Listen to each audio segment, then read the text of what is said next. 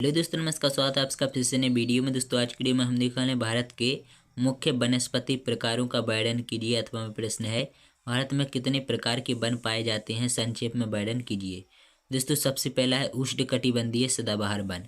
दोस्तों इस प्रकार के वन भारत के उन भागों में पाए जाते हैं दोस्तों जहाँ वर्षा का वार्षिक औसत 200 सेंटीमीटर या उससे अधिक रहता है। दोस्तों ये वृक्ष 60 मीटर या दोस्तों इससे भी अधिक ऊंचाई तक बढ़ जाते हैं।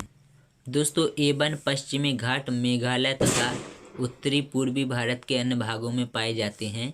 और दोस्तों इस प्रकार के वनों में महागौनी, दोस्तों महोगनी, आवनूस तथा कपूरा जैसे अनेक प्रकार के वृक्ष पाए जाते हैं। दोस्तों दूसरा है उष्णकटिबंधीय पर्णपाती वन। दोस्तों इस प्रकार के वन भारत के उन क्षेत्रों में पाए जाते हैं जहां वर्षा का औसत 75 से 200 सेंटीमीटर के मध्य रहता है। और इन वनों को मानसूनी वन भी कहते हैं। दोस्तों इन वनों के दो उपवर्ग, पहला है आर्द्र पर्णपाती वन और दूसरा है शुष्क पर्णपाती वन।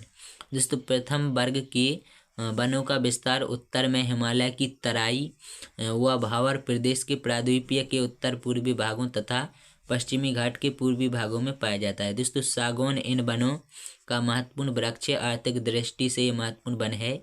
और शुष्क पर्णपाती वनों के प्रमुख क्षेत्र दक्षिण पश्चिमी बिहार, दक्षिण उत्तर प्रदेश, पश्चिम मध्य प्रदेश और दोस्तों पूर्वी महाराष्ट्र, गुजरात, कर्नाटक आदि में विस्तृत है। दोस्तों साल इन वनों का शाब्दिक लाभदायक और महत्वपूर्ण वृक्ष है। दोस्तों इन्हें पर्णपाती इसलिए कहा जाता है क्योंकि दोस्तों एक ग्रीष्म ऋतु में 6 से लेकर 8 सप्ताह तक अपनी पत्तियां गिरा देते हैं।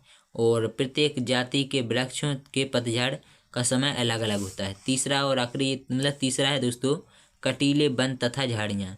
दोस्तों इस प्रकार के वन भारत के उन भागों में उगते हैं जहाँ वर्षा का दोस्तों वार्षिक औसत 75 सेंटीमीटर से कम। और दोस्तों ये वन प्रदेश के उत्तर पश्चिमी भाग में, दक्षिण में मौसम को लेकर उत्तर में पंजाब के मैदानों तक फैले हैं।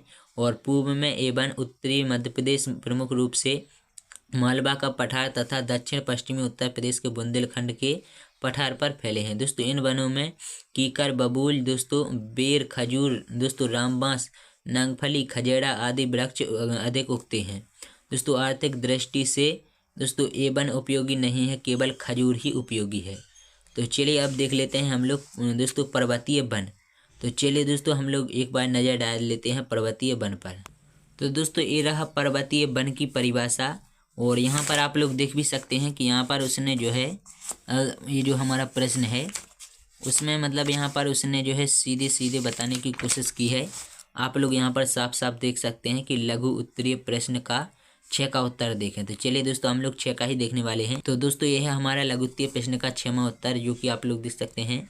हिमालयी क्षेत्रों में तापमान की कमी तथा ऊंचाई के कारण अन्य भागों की तुलना में वनस्पति में अधिक अंतर होता है। शिवालिक श्रेणियों में 1000 मीटर की ऊंचाई पर, पर्वतीय क्षेत्र भावर व तराई में दोस्तों उष्णकटिबंधीय वन पाए जाते हैं। और दोस्तों 1000 से लेकर 2000 मीटर की ऊंचाई तक दोस्तों आर्द्र शीतोष्ण कटिबंधीय सदाबहार वन पाए जाते हैं। ये लंबे पेड़ों से युक्त घने वन हैं। और पूर्वी हिमालय में ओक तथा दोस्तों चेस्ट नट, पश्चिमी हिमालय में चीड़ तथा 2000 से 3000 मीटर की ऊंचाई वाले भागों में देवदार, सिल्वर फर और स्प्रूस कम घने रूप में मिलते हैं। दोस्तों कम ऊंचाई वाले भागों में साल वृक्ष हैं।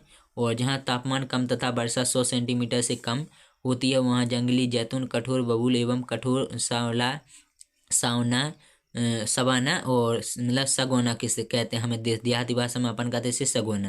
दोस्तों घास के साथ और दोस्तों ओक व देवदार के वृक्ष पाए जाते हैं 300 से 3000 से 4000 मीटर की ऊंचाई पर अल्पाइन वनस्पति पाई जाती है।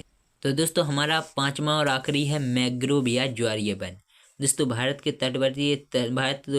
के तटवर्ती क्षेत्रों में जहां ज्वार भाटा आता है ये वन पाए जाते हैं। दोस्तों इन वनों में ताड़, नारियल, मैंग्रोव, नीपा, फोनेक्स, कैज्यूराइना आदि वृक्षों की प्रधानता होती है। गंगा तथा ब्रह्मपुत्र नदियों के डेल्टा में सुंदरी वृक्ष पाए जाते हैं। इन वनों में सागरीय जल भरा रहता है, अतः इनसे आने जाने के लिए नावों का प्रयोग किया जाता है। इन वनों में वृक्षों की छाल खारे जल के कारण नमकीन व कठोर हो जाती है और वृक्षों की लकड़ी का उपयोग नाव बनाने तथा नमकीन छल का प्रयोग चमड़ा रंगने में किया जाता है, रंगने में।